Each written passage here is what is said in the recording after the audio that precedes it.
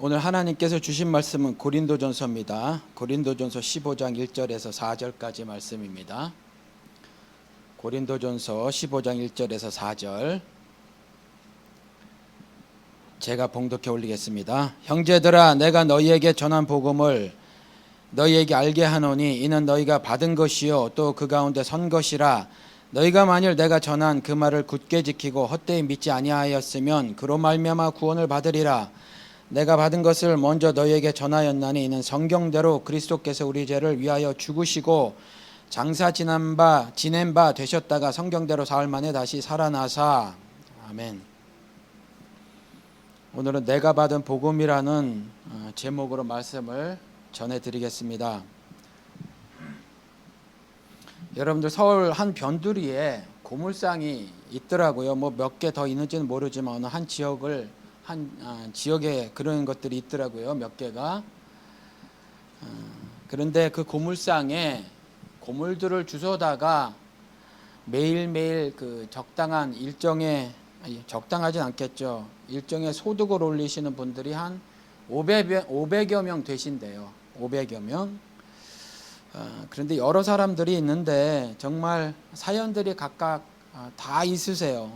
다 있는데 뭐 88만 원 세대라는 말이 한국에 있는데 그거는 정말 양반이에요. 88만 원이라도 가지고 한 달을 한 세대가 사는 거, 4인 가족이라고 쳐서 그렇게 사는 사람들은 또 이 사람들에 비해서는 정말 잘 사는 거더라고요. 근데 이 중에서 한 할머니가 연세가 굉장히 많으시고 이도 다 빠지셨어요. 허리도 굽으시고. 그런데 아기들 그 싣고 다니는 그 스트롤러 있잖아요. 그게 어디서 나셨는지 거기다가 폐지 조금 주워서 이렇게 끌고 오시는데 뭐 혼자 걷기도 어려우신 분이에요. 근데 그거 이렇게 끌고 오신 거예요. 그러니까 이제 다 처지가 비슷하신 분들이라 그런지 얼른 어느 한 분이 나가서 그 입구에서 이렇게 맞으셨어요. 그런데 그 폐지를 얼마 되지도 않는 거 그거 돈으로 바꿔보니까 2,100원인가 2,000 뭐 몇백 원이에요. 할머니 말씀이 어저께 설탕을 물에 타서 마신 게 전부다. 설탕물 한번 마신 게. 라면이라도 먹고 싶어서 이 폐지를 주웠다 이렇게 말씀을 하시는데 그걸 찍고 있는 젊은 그 PD가 있잖아, 여성. 눈물을 주체를 못하는 겁니다. 그걸 찍으면서 계속 그 소리내서 울 수도 없잖아요. 그 할머니를 보고. 그런데 그 나레이터가 이게 무슨 TV 쇼인데 나레이터가 이런 말을 해요. 이 고물상에서 재활용되고 있는 고물처럼 이들의 인생이 재활용될 수 있다면 이들은 새로운 삶을 살 수 있을까? 이렇게 말을 하더라고요.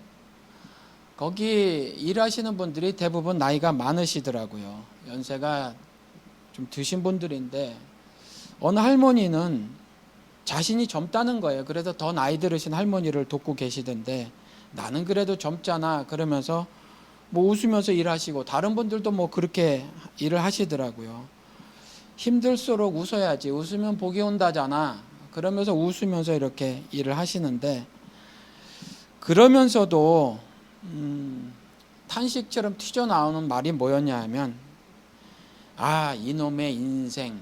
이게 탄식처럼 튀어나오는 거예요. 그러니까 한탄하고 살면 뭐하나 그 삶이 개선되지 않을 건데 그래서 하루 살아도 이렇게 살아도 그분들은 정말 말 그대로 하루 벌어 하루 사시는 거예요. 어렵게 사시는 분들 하루 벌어 하루 사신다고 하는데 그건 그냥 비유죠. 근데 이분들은 정말 그날 폐지 주워서 먹거리를 준비하지 못하면 그날 정말 굶으시는 그러신 분들 하루 벌어 하루 사시는 분인데 그렇게 이제 탄식처럼 하신단 말이죠.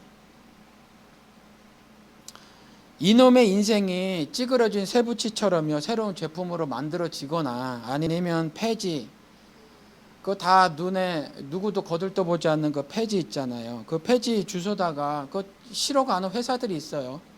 그래서 다시 깨끗한 종이로 만들어서 팔거든요. 이 고물들은요, 재활용이 돼서 새롭게 종이로 태어나고 새로운 다시 어떤 쇠붙이 제품으로 만들어진단 말이죠. 나레이터가 그렇게 말을 했다는 거죠. 이들의 인생이 재활용될 수 있을까라는 거예요. 그래서 새로운 인생을 살 수 있을까? 아, 이놈의 인생이라고 하는 거 보니까, 탄식처럼 한 거 보니까 인생은 다시 재활용되지 않는 듯 싶어요. 다시 새롭게 못 사는 것 같습니다. 예수를 믿는 여러분들, 여러분들은 혹시 사시면서 이놈의 인생이라는 탄식을 감추고 사시는 거 아니십니까? 혹시 사는 게 그런 거지 뭐 사는 게 다 그런 거 아니야? 그러면서 혹시 이미 들은 바 된 복음 있잖아요. 그걸 그냥 어떤 도식화된 이념이나 관념으로 알고 계시지 않습니까? 실제 삶하고는 괴리가 있어서 알고는 있죠. 구원이 뭐라는 거 알고는 있지만 그게 그냥 이념이 아니냐 하는 거죠. 그래서 삶은 전혀 반영이 되지 않아서 사는 게 뭐 다 그런 거지, 이놈의 인생 이거 그냥 감추고 사는 거 아닌가. 혹시 믿음이 없는 내가 발각되면 부끄러울까봐, 창피할까봐 그 탄식을 감추고 사는 게 아닌가, 이렇게 질문을 한번 드려보는 거예요. 아니면 혹 개 중에는 좀 그래도 제가 이렇게 미국에 살다 보니까 미국은 그나마 좀 나아요. 미국은 좀 나은 나라입니다. 그래도 나아서 뭐 저처럼 미니멈 웨이지 뭐 이렇게 살아도 두 부부가 움직이면 먹고는 산단 말이죠. 추울 때 더운 물, 더울 때 시원한 물로 샤워라도 할 수 있고 살 수 있는 나라예요. 그래서 조금 넉넉하게 살면 그렇게 뭐 부자는 아니더라도 손 벌리고 살지 않게 되면 말이죠.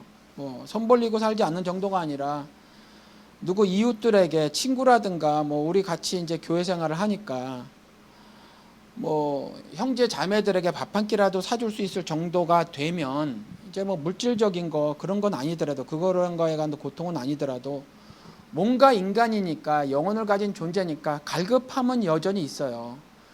갈급함은 여전히 있어서 어떤 정신적인 윤택함을 누리고 싶은 것들이 소망이 되어서 살고 있지는 않느냐라는 말씀을 드리는 거예요.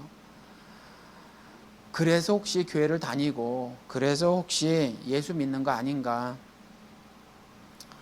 그러니까 첫 번째처럼 탄식을, 너무 상황이 고통스럽거나 환란이 지금 내 삶을 다 감싸고 있어서 그냥 탄식을 감추고 있던지, 아니면 뭐 그런 고통을 내가 당하지 않는데 나는 정신적인 요구사항이 늘 있으니까, 영혼을 가진 존재니까 그거 좀 어떻게 해보겠다고 비싼 돈 들여서 뭐 그림 갖다 걸고 그런 사람들 있잖아요. 미술품 보면 돈으로 환산하고, 뭐 전 대통령이 그랬다면서요. 뭐 영화 그거 보고 이거 얼마, 독립영화 뭐 그거 보고 이거 얼마 주고 만들었어. 뭐 돈으로 다 계산하고 사는 거죠. 그렇죠? 그런 것처럼 뭐 뭔가 필요하다고 느껴서 영화 보고, 필요하다고 느껴서 음악 듣고 그림 보고 뭐 그런 거 아니냐는 거예요. 뭐 정신적인 욕구를 좀 충족시키기 위해서 교회 다니는 거 아니냐, 교회 나오는 것도 그것 때문에 나오는 거 아니냐. 그러니까 예수 믿는 걸 무슨 인생의 부록처럼 알고 있지 않으신가 질문을 드려보는 거예요. 오늘 본문 말씀 1절에 형제들아 내가 너희에게 전한 복음을 너희에게 알게 하노니 이는 너희가 받은 것이요 또 그 가운데 선 것이라. 제가 영어로 여기 되어 있나요? 킹 제임스 버전하고 NIV하고 또 써왔어요. 대개가 여러분들 헬라어나 히브리어를 모르셔도 영어 성경을 좀 보시면 좀 도움이 많이 되져요. 예를 들어서 이런 예가 있죠. 뭐 우리 말라기서에 보면 11절 갖다 하나님 것을 도적한다고 하잖아요. 그런데 영어 성경 보면은 하나님 것을 도적한다고 하지 않고 하나님을 도적한다고 그래요. 그럼 하나님이 도둑질 당하실 분이에요? 아니잖아요. 그러면 그것이 하나님의 물건을 빼앗고 도적질하고 강도질하는 게 아닌 걸 우리가 쉽게 알 수 있죠. 그런 것처럼 영어 성경을 보면 그런 걸 좀 도움을 받을 수 있어요. 아무래도 다 서양 언어고 이 헬라어도 헬라어라는 것이 서구 언어들 있잖아요. 스페니시나 프랑스, 독일어, 영어 이것의 모체가 되는 언어니까 그렇죠. 그래서 문법적으로 비슷한 것들이 많이 있고 그래서 이해하기가 쉬워요. 여기서도 영어로 제가 가지고 왔다는 거죠. 그래서 I declare unto you 아니면 I want to remind you. 나는 선언한다라는 거죠. 그리고 나는 네가 다시 기억나게 해준다라는 거예요. 그러니까 전한 복음이 있었어요. 다 들었다는 거죠. 여러분들도 복음을 다 들었어요. 그래서 오늘 설교 제목이 내가 받은 복음이에요. 다 복음을 받았다는 거죠. 근데 다시 말하는 거예요. 내가 다시 선언하노니 아니면 내가 다시 너 기억나게 해줄게 라면서 다시 말해주는 거예요. 다 들었다는 거죠. 다 알고 있어요. 근데 말하라 하는 겁니다. 너에게 알게 하노니 그러니까 들었는데 알지 못하는 거예요. 그렇죠. 들었는데 알고 있는지는 모르지만 어떤 경우는 알지 못하는 거고 어떤 경우는 알고 있는지는 모르지만 그렇게 안 사는 거예요. 바울 눈에 보니까. 그러니까 다시 한번 말을 하는 겁니다. 너에게 알게 하노니 라고 다시 말을 하는 거죠. 바울이 그랬듯이 저도 이렇게 말씀을 드리는 거예요. 같은 말씀을 계속 반복해서 드리는 겁니다. 그리고 또 알고 있지 못했다는 것도 동일해요. 저도 알고 있지 못했고요. 여러분들도 알고 있지 못했었죠, 이전에. 다만 한 가지 다른 점은요. 사람이 이렇게 나눠져요, 신자들이. 알고 싶어서 몸부림치는 사람이 있고 그냥 시간 보내는 사람이 있어요. 교회만 다니고. 어떤 분들은 그래서 너에게 알게 하노니 알게 하고 싶은데 이 고린도 교회 사람들도 모르고 있었던 거고 지금 여러분들도 모르고 있으신 분도 현재도 있는 것 같아 보인단 말이죠. 다시 말씀을 드리면 복음을 들어보지 못한 사람이 고린도 교회에서도 없었고 우리 교회에서도 안 계시죠. 예수 믿는 거는요 무신론자들이 말하는 것처럼 인생에 도움이 되기 위한 게 아니에요. 무신론자들은 종교가 다 필요하다 이렇게 말하죠. 종교가 다 필요하다. 이 말이 뭐예요? 우리의 유익을 위해서 우리의 그 어떤 정신적 아니면 도덕적 이익을 위해서 더 나음을 위해서 종교가 필요하다 이렇게 말을 하는 거예요. 무신론자들의 말이거든요. 지금 살고 있는 모습을 향상시키기 위해서 우리 기독교인은 예수를 내 삶에 끌어들여 와서는 안 돼요. 그 정도가 아니에요. 신앙생활은. 예배를 거룩한 산 제물로 드리는 거다. 제가 이 말씀을 전해드렸죠. 성경 말씀 그대로 전해드렸어요. 그리고 예수 그리스도가 단 한 시간도 깨어있지 못하느냐라고 하신 말씀도 제가 전해드렸어요. 그리고 정신적, 물질적 보다 나은 나를 추구하는 것이 신앙생활이 아니라 하나님을 추구하는 것이 신앙이다라는 말씀도 전해드렸습니다. 그리고 예수 그리스도가 이미 재림을 위해서 출발하셨다 이 말씀도 전해드렸어요. 요한계시록 1장 7절 계시록 할 때 말씀을 드렸죠. 다시 한번 읽어드릴게요. 볼지어다 그가 구름을 타고 오시리라. 그가 구름을 타고 오시리라. 볼지어다 look he is coming. 현재형이란 말이죠. 이미 출발하셔서 지금 오고 계시는 중이라는 거죠. 이미 심판은 결정 났을지 몰라요. 이 말씀을 전해드렸어요. 그렇죠? 그래서 각 사람의 눈이 그를 보겠고 그를 찌른 자들도 볼 것이요. 그에게 창으로 찌른 자들도 분명히 그가 오시는 것을 볼 것이란 말이죠. 그리고 더 나아가서 땅에 있는 모든 족속이 그로 말미암아 애곡하리니 그러하리라. 아멘. 이 말씀도 전해드렸어요. 이 말씀도. 그렇죠? 애곡할 수밖에 없죠. 애곡할 수밖에 없어요. 교회를 다니는데 예수 믿는 걸 부록처럼 알아요. 나를 위해서 예수도 믿어버린단 말이죠. 교회도 그래요. 나중에 애곡하게 된다니까요. 이 말씀도 전해드렸어요. 그렇죠? 이 말씀도 이렇게 전해드리고 또 이게 믿음이 아닙니다 라고 말씀드린 거 성경에 있는 말씀도 전해드렸습니다.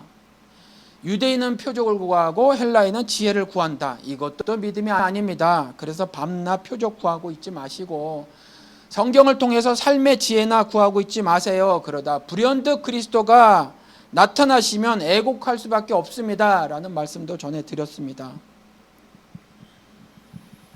여러분들 신앙생활을 어떻게 하고 계십니까? 창세기 5장 24절에 가서 보면 에녹이 하나님과 동행하더니 하나님이 그를 데려가심으로 세상에 있지 아니하였더라. 창세기 6장 9절에 노아는 의인이요 당대의 완전한 자라 그는 하나님과 동행하였으며, 하나님이 그를 데려가셔서 세상에 있지 않게 되는 거라든가 노아가 의인이라 당대 완전한 자다라고 말씀을 들은 이유는 하나님과 동행하였기 때문에 그래요. 그럼 동행한 게 뭐죠? 동행한 거 하나님과 손잡고 가는 건가요? 하나님 옆에 따라 붙어서 사는 건가요? 옛날에 그런 비유가 있었어요, 여러분들. 너무 힘들어요. 그래서 갈짓자로 걸었다는 거죠. 인생 비유에서 그렇게 말했어요. 모래밭 걷는 거. 모래밭이 일반 평길 걷는 것보다 더 힘들잖아요. 그래서 아마 모래밭으로 그렇게 비유를 말해놨는지 모르겠어요. 예수님과 동행하고 갔다는 거죠. 너무너무 힘들었어요. 너무너무. 그런데 어느 순간 그러지 않았다는 거죠. 그런데 이렇게 보니까 발자국이 4발자국 있었는데 2발자국 있었더라. 그래서 보니까 예수가 나를 안고 가더라. 이런 비유의 말들을 했었다는 거죠. 그런데 동행이 이런 게 아니잖아요, 여러분들. 예수 믿고 동행한다는 게, 예수와 하나님과 동행한다는 게 이런 것들이 아니잖아요. 그리스도와 연합되었다는 걸 말하는 거잖아요. 그렇죠? 그래서 하나님과 함께 사는 거, 그걸 동행하는 거라 이렇게 말을 하잖아요. 힘든 상황에 닥쳤는데 예수님이 힘든 상황 벗어나게 해준다. 그래서 보니까 나는 예수가 안고 있더라. 이런 거 아니잖아요. 성경을 통해서 보면. 믿음의 선진들이 다 그렇게 환난에서 벗어나서 예수가 안고 가던가요? 아니잖아요. 그게 동행이 아니잖아요. 그런데 그렇게 말을 해놓고 있었다는 거죠. 동행을 어떻게 설명하고 있어요? 욥기 1장 1절에 그 사람은 온전하고 정직하여 하나님을 경외하며 악에서 떠난 자더라. 이게 동행이에요. 하나님이 내 안에 있으니까 악에서 떠나며 하나님을 경외하는 겁니다. 그게 동행하는 거예요. 그래서 온전하고 정직한 삶을 사는 거죠. 예수가 내 안에 있는데 하나님과 연합이 되어져 있는데 당연히 이런 삶을 살게 되는 거죠. 갈짓자 행보를 보일 수밖에 없는 이놈의 환난과 고통의 삶, 그것을 살짝 면하게 해 주었더라. 이게 동행이 아니란 말입니다. 1절 다시 보면 형제들아 내가 너희에게 전한 복음을 너희에게 알게 하노니 이는 너희가 받은 것이요. 너희가 받은 것이요. 그렇죠. 이게 바울의 말이에요. 복음을 받은 바울의 한 말입니다. 여러분들도 내가 받은 복음이 다 있다는 거죠. 복음을 받고 나서 여러분들의 삶이 어떻게 변화되어졌습니까? 바울을 보실래요? 이거 뭐 다른 분들도 설교 시간에 많이 말씀을 하신 거죠. 바울이 출세할 만큼 출세한 사람이에요. 배울 만큼 배운 사람이에요. 그가 명예가 없었어요. 권력이 없었어요. 부가 없었어요. 외모만 좀 빠졌죠. 그죠? 다 가졌단 말이죠. 뭐 못 가진 게 뭐가 있어요. 그렇죠? 부만 가져서 요즘 보면 돈 많은데 욕먹는 사람이 좀 한둘이에요. 우리 달라스에서도 떵떵거리고 그러고 살지만 교포들 사이에서 욕먹는 사람이 어디 한둘이에요. 그렇죠? 그렇단 말이에요. 한국도 마찬가지잖아요. 부자면 뭐예요? 부자고 권력 가지면 뭐예요? 그 자손들이 보기 얼마나 창피해요. 그렇죠? 그런 삶을 살고 있는 사람이 있는데 바울은 안 그래요. 부도 거머쥐고 있었고 권력도 거머쥐고 있었는데 사람들이 존경까지 했단 말이에요. 게다가 학식까지 뛰어났어요. 믿음도 충만했고. 그런데 이 사람이 뭐라고 말하냐면 복음을 받아들였을 때 뭐라고 말하냐면 자기가 가진 모든 것을 배설물로 여겼다. 이렇게 말을 해요. 배설물로 여겼다. 이거예요. 그러니까 복음을 받아들였다라고 말하는 건 지금 내가 여러 개 갖고 있어요. 그렇죠? 요즘에 뭐 한국 같은 경우 외모 지상주의라 정말 TV 켜면은 그런 말 하는 코미디언들이나 배우들 말 들어보면요. 정말 짜증이 막 밀려와요. 이것들이 도대체 인간인가? 상식이 있는 말, 상식이 있는 자들인가? 어찌 이딴 말들을 하고 있는가? 뚱뚱한 사람은 어쩌라고? 좀 덜 생겨서 태어난 사람은 어쩌라고 저런 말들을 가감없이 하는가? 그래서 목숨을 담보하고 그거 굉장히 죽을지도 모른대요. 뭐 이 양악수술인가 하는 거. 그거 한 거 그렇게 해서 이뻐지고 잘생겨졌다는 말을 막 하고 사는 거예요. 그래서 좀 인물 잘나치면 뭐 늙으면 뭐 그 인물 그대로 간답니까? 안 죽고 산다는 거예요? 뭐예요? 그러면 마구 하고 사는데, 복음을 받아들인 이후에 말이죠, 여러분들 삶을 보시라고요. 여러분들 삶이 지금 어떠한가? 그냥 내가 지금 가지고 있는 거, 외모를 비롯해서 내가 가지고 있는 학식이라든가 인품이라든가 도덕이라든가 그 밖에 여러 가지 내가 가지고 있는 거, 이것들을 여러분들 믿음을 통해서 좀 향상시키려고 하는 거 아니에요? 아니면 이런 것들 추가해서 이건 내가 가지고 있고 더해서 예수 하나 더 가지고 살면 세상에서 그래도 저 사람 교인이야, 장로야, 집사야, 괜찮은 신앙인이야 라는 소리를 들으려고 하시는 거 아니에요 혹시? 복음을 받아들인다는 건 그런 게 아니에요 여러분들. 여러분들이 갖고 있는 걸 다 배설물, 즉 똥으로 여기는 거예요. 그게 복음을 받아들인다라는 겁니다. 그게 복음을 받아들인다는 거예요. 즉 예수를 내 주와 구세주로 받아들였다고 하는 건 나의 나머지를 다 포기하는 걸 말해요. 목까지, 내 목숨까지 다 포기하는 걸 말해요. 그게 복음을 받아들였다라는 겁니다. 그게 내 인생 다 바쳐서 주님만을 섬기며 살겠다, 이게 복음을 받아들인다는 거예요. 내 삶을 살고 나머지 시간으로 주님을 섬기겠다, 이것도 안 된다는 거예요. 목숨도 다하고 뜻도 다하고 정성도 다하고 힘을 다해서 주님을 섬기겠다, 이게 복음을 받아들였다, 그 의미예요. 다른 게 아니라. 조금 더 착각하지 아니하도록 바울이 말한 말을 좀 설명을 드리면, 1절에 형제들아 하고 이렇게 말을 해놓고 있지만 영어로는 보시면 moreover, 킹 제임스 버전에, 그 다음에 NIV에서 now 이러면서 말을 했죠. 어떤 전환을 하는 거예요.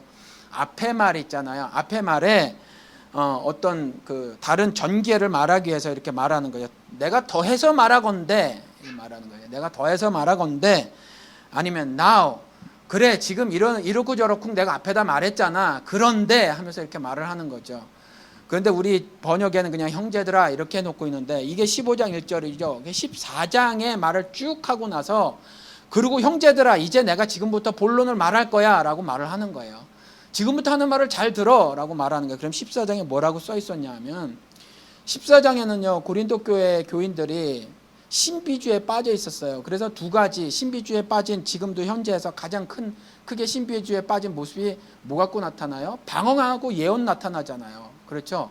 근데 방언하고 예언을 말하지만 신비주의 전체를 말하는 거거든요. 제가 여기 그 프레젠테이션을 안 했으니까 한번 고린도전서 14장을 한번 가보시기 바랍니다. 고린도전서 14장에 가서 보면 방언 얘기해 놓고 예언 얘기해 놓고 있어요. 방언 얘기해 놓고 예언 얘기해 놓고 있는데, 방언을 뭐라고 얘기해 놨냐 하면, 방언은 사람에게 하는 것이 아니고 예언은 사람에게 하는 것이다, 이렇게 말을 해 놓고 있고요.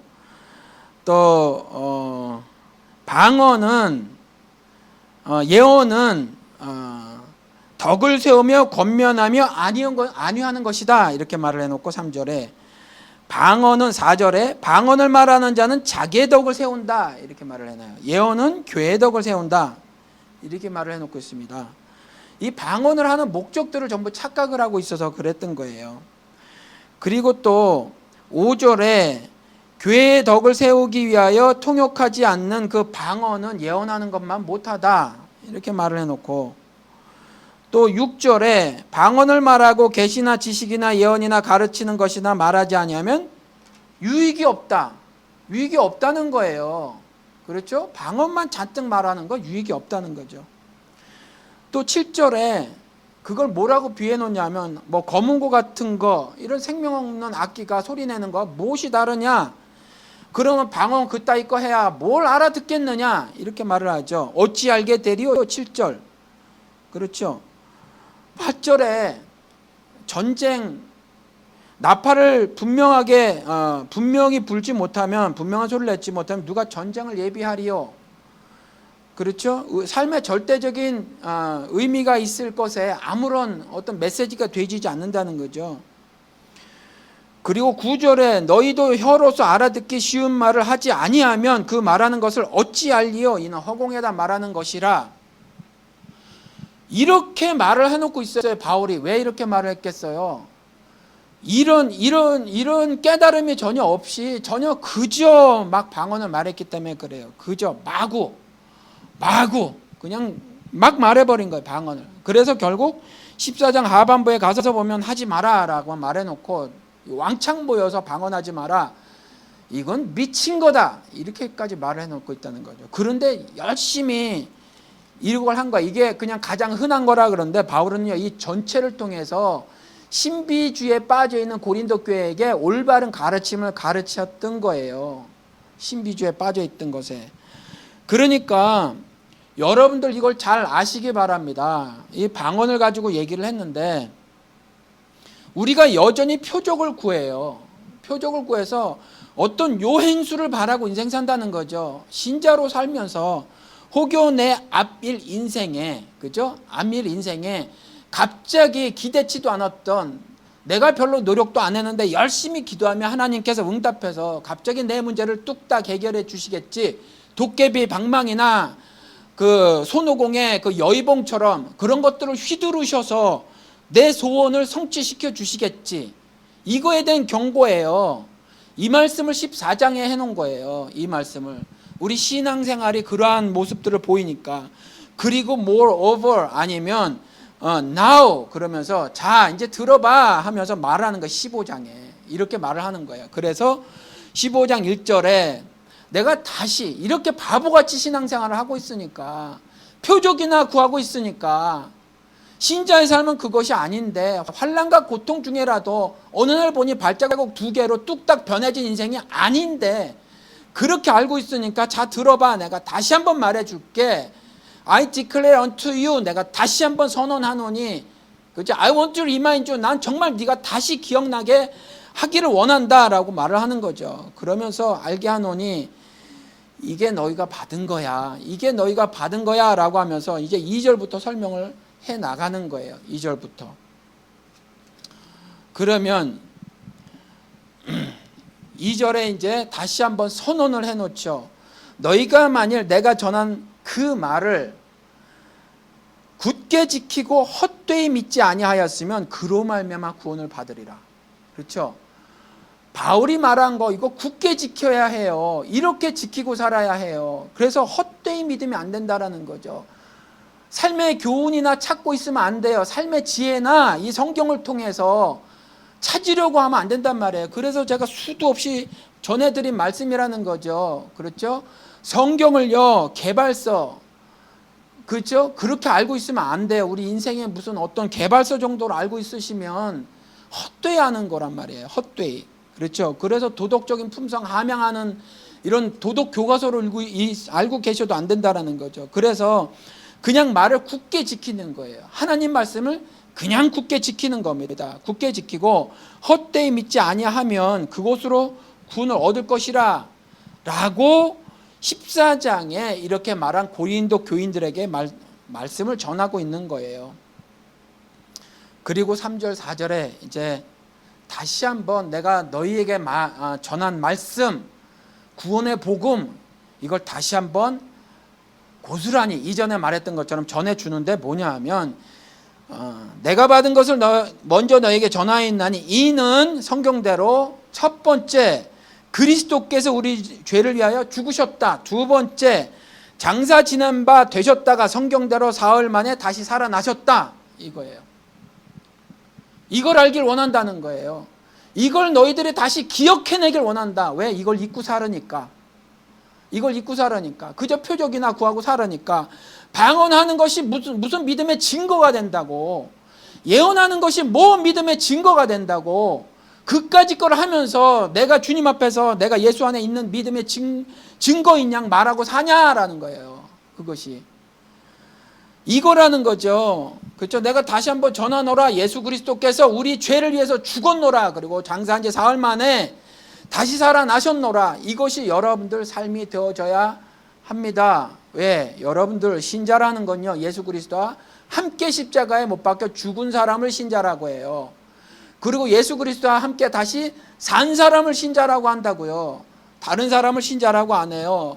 교인은요, 배나 더 지옥 자식이 된 사람들을 교인이라고 해요. 바다 건너까지 두루 돌아다니다가 그저 끌어다가 앉혀놓은 사람들, 그 사람들이 교인이에요. 신자는요, 예수와 함께 죽고 예수와 함께 다시 산 사람들이 신자라는 거죠.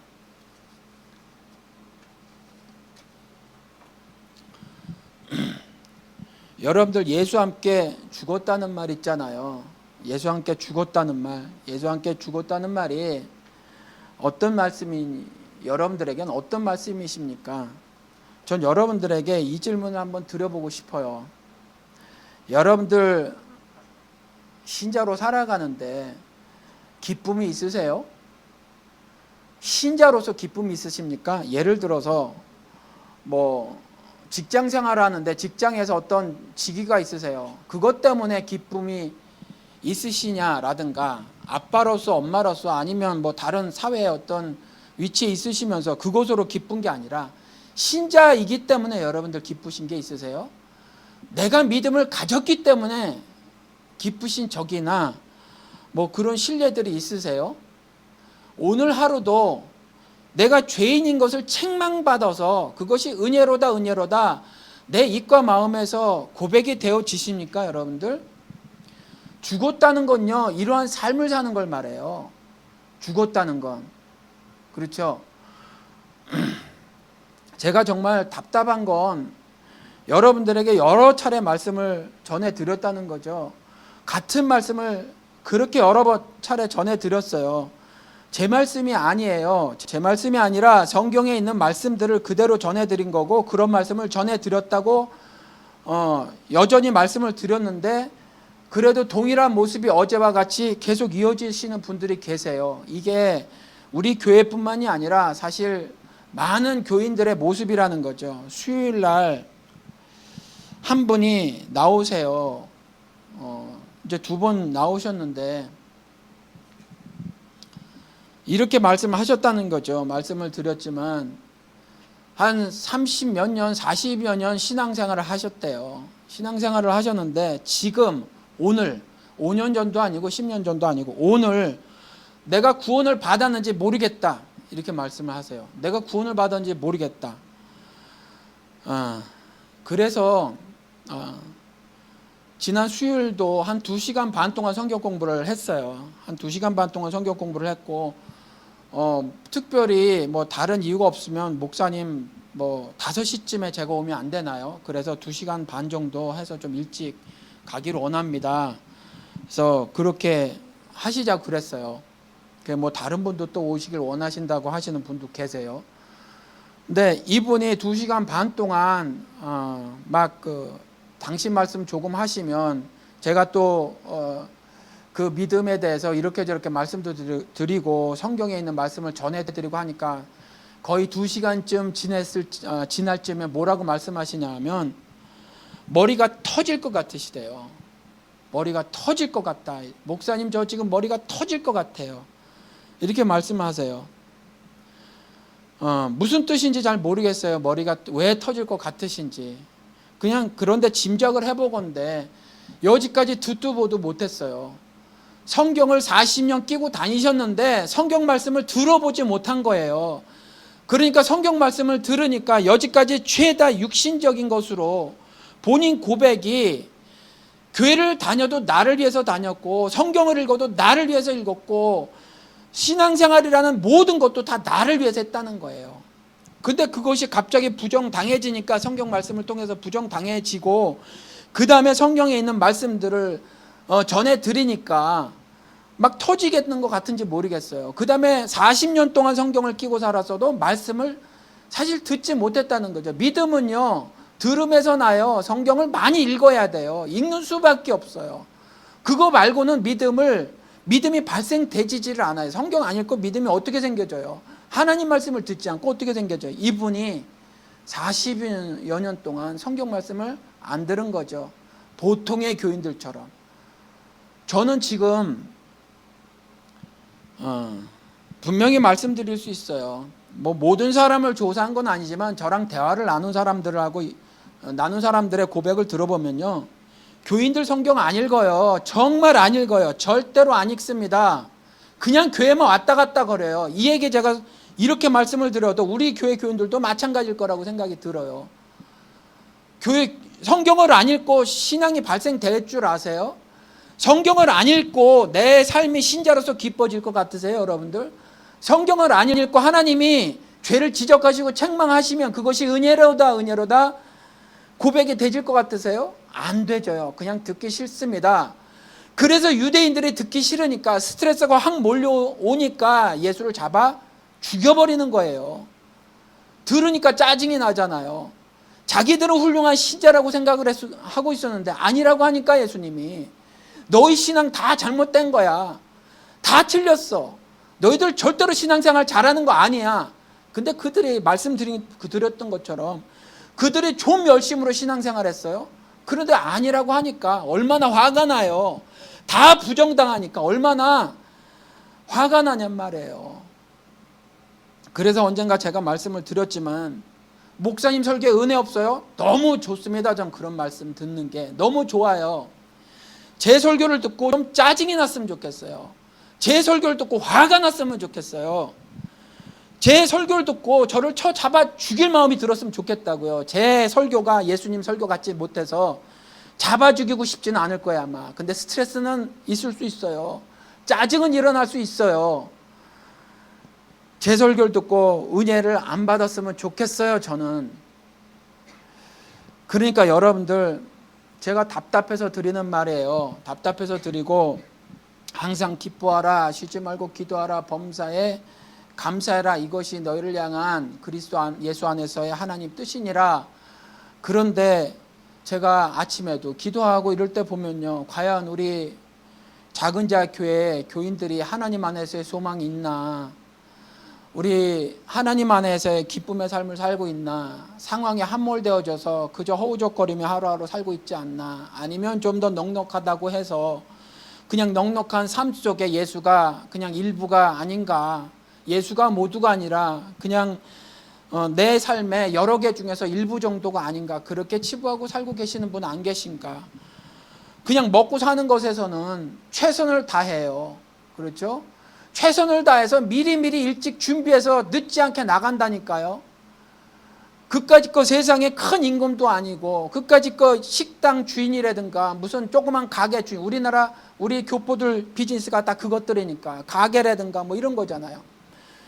그 뭐 세상에 대통령도 아닌 사람 비위 맞추려고 미리미리 알아서 일찍 가고 준비하는데 주님 앞에 나오는 건 그렇지 않더라라는 거예요. 그렇죠? 말씀 듣는 자세는 그렇지 아니하더라. 그리고 일상의 삶을 사시는 모습이 목사로서, 목회자로서, 여러분들을 목회하는 입장으로서 보면 전혀 그런 것들이 안 보이세요. 제가 보면 안 보이시는 경우가 너무 많아요. 그래서 이 말씀을 드립니다. 예수 그리스도께서 죽으신 거, 여러분 그거 아세요? 예수님은요, 이 땅에 오셔서 맨날 충돌이나 벌이시고 가는 곳마다 사고나 치셨어요. 누구한테?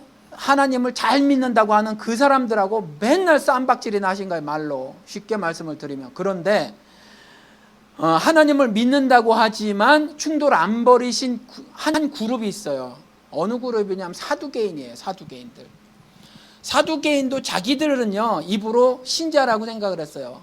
신자라고 말하고 다녔어요.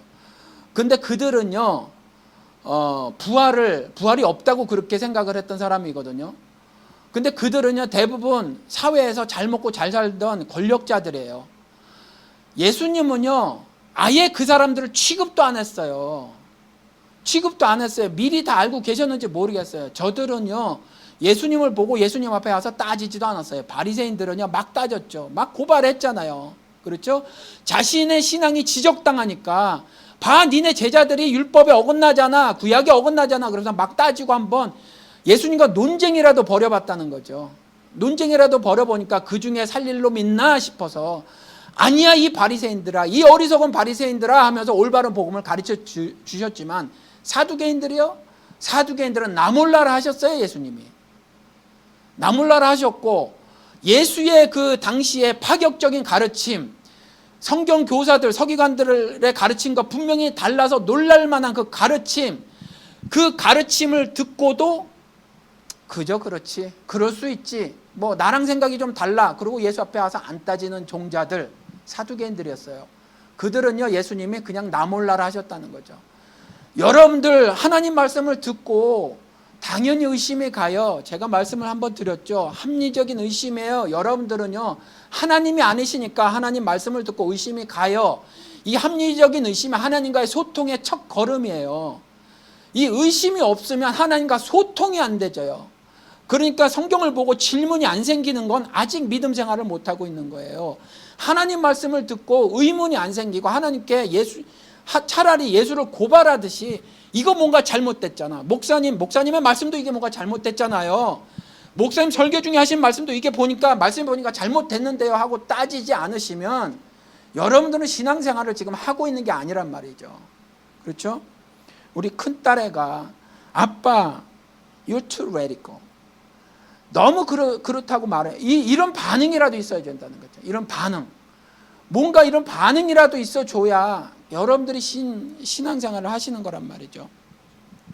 예수 그리스도가 다시 살으셨어요.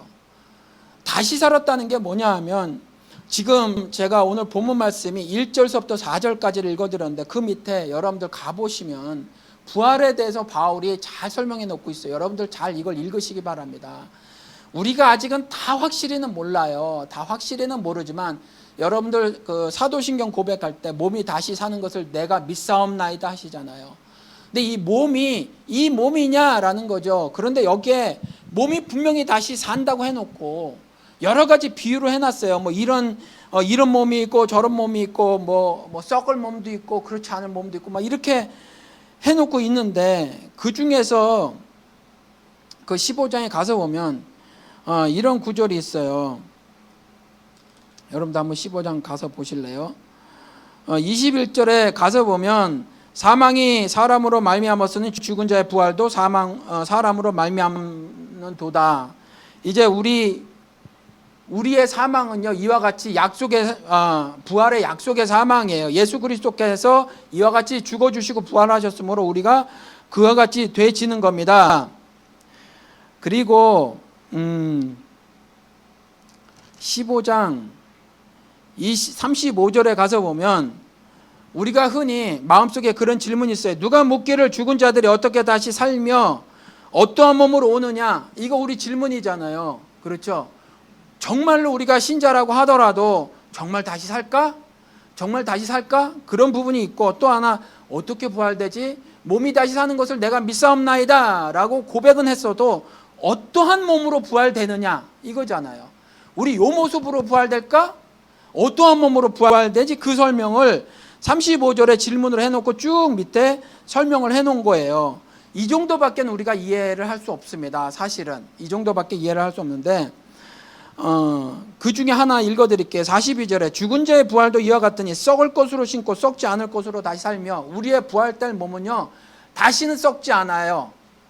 그러니까 우리 몸은 몸인지 이런 몸일지 모르겠지만 이제 썩을 몸, 우리는 죽으면 썩지요. 썩지 않을 몸으로 부활된다는 거죠.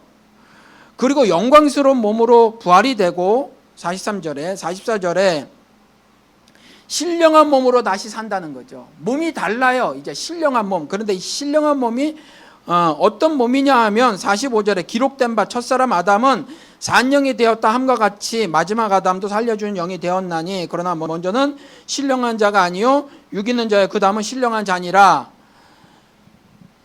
이렇게 말을 해놓고 있다는 거죠. 예수 그리스도에 대해서 말을 해놓고 그 예수 그리스도와 연합된 부활을 가진 사람도 동일한 부활을 할 건데 처음에 첫 아담을 들어서 얘기를 하고 있다는 거죠. 처음에 흙으로 육을 지으시고 코로 자신의 영, 생기를 불어넣어 주시잖아요. 의루하라는 거. 그렇죠? 그래서 생명이 된지라 그와 같은 몸이 있다는 거예요. 그와 같은 몸. 그와 같은 몸으로 부활될 건데 한 가지 더 추가로 설명을 해놓으시는 것이 그와 같은 몸은 이제 썩지 않을 몸이며 하늘 영광을 입은 그 영광의 몸이다라는 거죠. 이게 부활이에요, 여러분들. 이게. 그러면 이 부활이 우리 육이라는 이 육체를 입고 사는 지금 우리 이 현실 삶에서 여러분들 이것이 소망이 되져요? 눈으로 보면 안 보인다니까요. 그렇잖아요. 피부로도 안 느껴져요. 절대로. 그러면 우리가 살 때에 육으로 느끼거나 육의 눈으로 그 보는 모든 것들을 통해서는 이것을 우리가 영으로 깨달을 수가 없다는 거예요. 그러니까 살아도 그냥 몸이 시키는 대로, 몸이 원하는 대로, 몸이 반응하는 대로, 몸이 깨닫는 대로 여러분들이 신앙생활이라는 걸 하면요, 죽는 것도 모르고요, 사실 부활도 알 수가 없어요. 죽는 것도 모르고 우리가 그냥 거룩한 산재물로 드리라고 했으니 우리 몸을 정말로 죽이는 거 아니니까 이 죽는 그 죽음이 아니잖아요. 그러니 죽는 것도 깨달을 수가 없을 뿐더러 사는 것도 깨달을 수가 없게 되더라라는 거예요. 여러분들 오늘 바울이 답답해서 14장 말씀을 써놓고 15장 말씀을 전합니다. 자, 지금부터 내가 다시 한번 너희들에게 말한다라는 거죠. 기억나게 해줄게. 내가 다시 한번 선언하노니 내 말씀, 내가 전한 말대로 잘 지켜라. 잘 지키고 헛되이 믿지 아니하면 너희들의 구원을 얻으리라. 그리고 말한 것이 예수 그리스도께서 이미 기록된 대로 우리의 죄를 위해서 죽으셨다. 그리고 죽으신 이후에 죽음으로 끝나지 아니하고 다시 사흘 만에 살아나셨다. 이것이 복음이다라는 거예요. 이것이 복음이다. 여러분들 복음을 받으셨어요. 복음을 받으셨으면 이제 복음을 받은 자의 삶을 사시길 소원합니다. 복음을 받은 자의 삶을 소원하시고요. 그래서 세상 것들이 내 삶에 조금이라도 침범에 들어오면 그것이 여러분들이 알레르기 반응이 일어나셔야 된다는 거예요. 그런 것들을 보고 여러분들이 기뻐하는 것이 아니라 그것들로 인해서 내 삶이 하나님께서 보시기에 비신앙적인 모습인가 그런 것들을 잘 살펴보셔야 한다는 거죠. 그러니 예를 들어서 설명을 해드려 볼게요.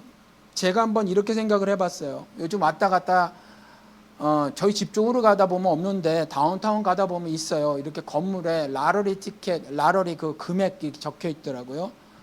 지난주 보니까 3억 불이 넘어요. 3억 불이. 3억 불이라는 돈이 엄청 큰데 3억 불이라는 돈이 만약에 내 손에 거저 쥐어진다라고 한번 생각해 봤어요. 그 간판을 보고.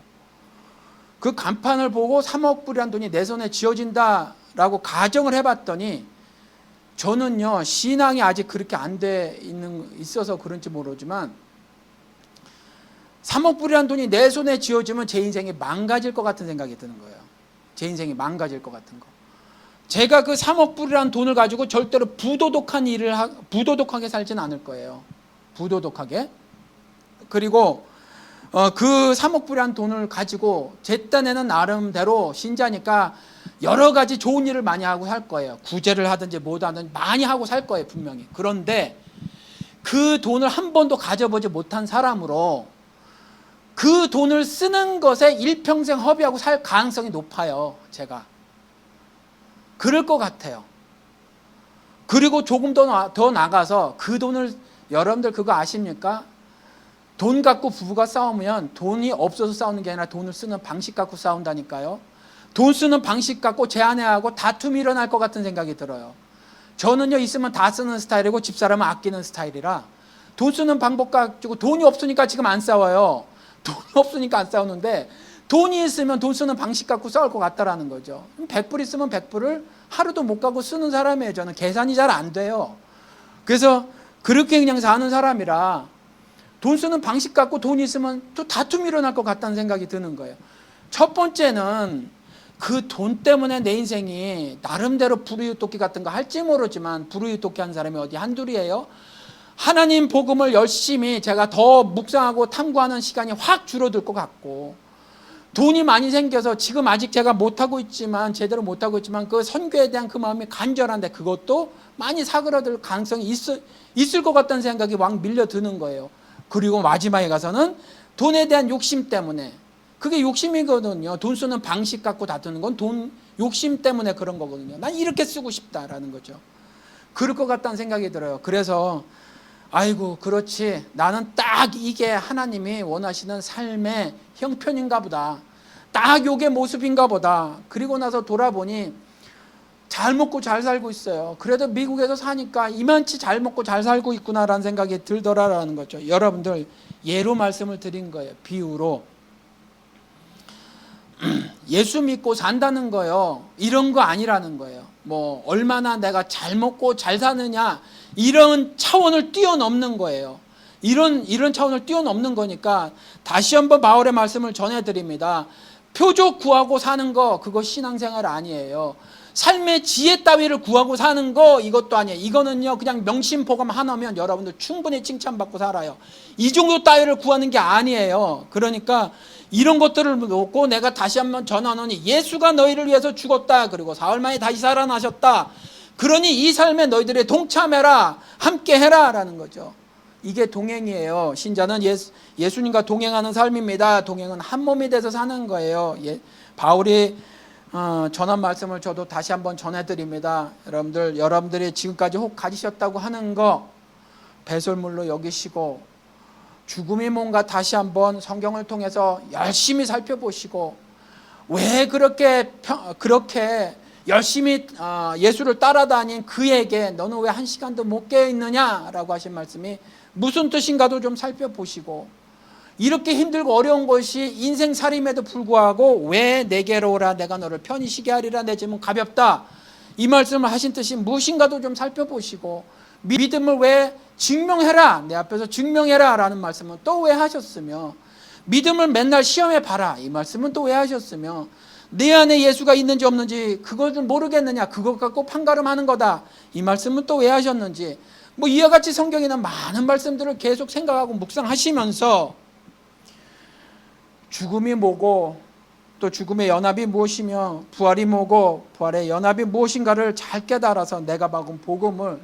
복음을 다시 한번 리마인 하시기 바랍니다. 다시 한번 리마인 하셔서, 바울이 말한 것처럼 리마인 하셔서 주님 안에서, 예수 그리스도 안에서의 하나님 뜻을 이루어내시기 바랍니다. 다른 거 아니에요. 여러분들에게 그건 그냥 한 부분이에요. 세상에 나가 전도하고 선교하는 건 여러분들 살림살이 한 부분에 불과해요.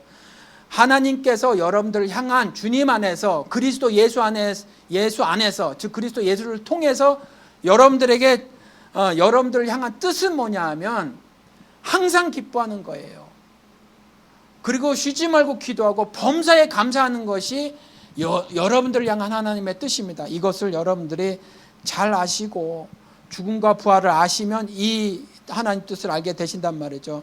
바울의 복음을 전해드리고 여러분들이 이와 같은 삶을 사시길 소원합니다. 우리 한번 다 함께 기도하시도록 하겠습니다. 기도하시는데 바울이 전한 말씀 제가 다시 한번 전해드립니다. 이전까지 이렇게 사시지 못하셨으면, 오늘 이전까지 혹여 주님의 뜻대로 살지 못하셨으면, 하나님, 주님께서 책망하시는 것이 내가 기쁘나이다, 내가 살다가 잘못된 것들, 내가 살면서 보였던 오류들 지적하여 주시옵소서, 책망하여 주시옵소서, 주님의 은혜를 바라나이다 하는 기도를 이 시간에 함께 드리시고, 더 나아가서 우리 살아있는 자녀들, 그리고 우리 교회의 형제 자매들, 우리 함께 이와 같은 복을 함께 다 누리시기를 소원하는 그런 기도를 함께 드리시도록 하겠습니다. 기도하시겠습니다.